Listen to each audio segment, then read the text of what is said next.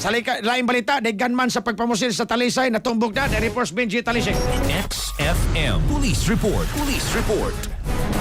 Nailhan ng katong gipusil patay sa sitio Kimba sa barangay San Roque sa Dagbes, Dalisay niadtong gabi sa adlong Biyernes Agosto 6, 2026 dito sa sitio Kimba sa barangay San Roque sa nasgutang syudad.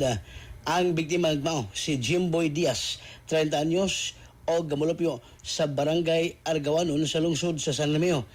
Amihan ng bahin sa probinsya sa Sugbo.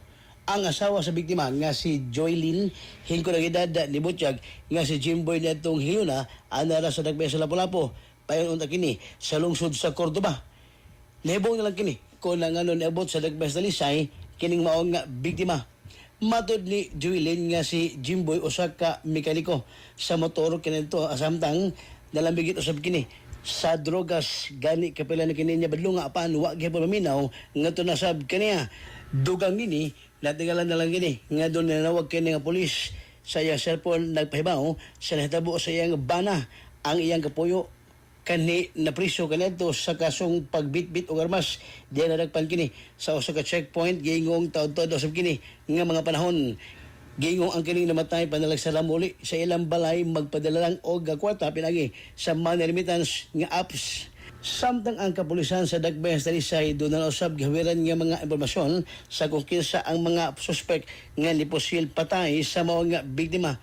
Madto pa ni Pulis na Colonel Humubuno Sayon ang hepe sa kapulisan sa Dagbes Dalisay nga gisubay na siya mga sakop ang mga suspek posible usab nga may kalabigitan sa drogas ang pagpatay sa biktima tanang anggulo.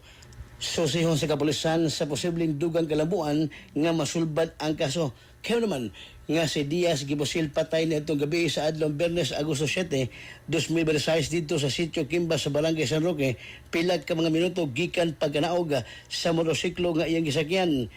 Ang kanimang biktima dihang pag-abot sa maong dapita gipaula ng kinigbala hiyundan nga katubang nga nangadji dito mismo sa kapilya nga dool sa nitumuan ang nanagan ang uban nanago tungkol sa kalisang sa maong buto-buto hinundan nga among pangadji naundang kadiot.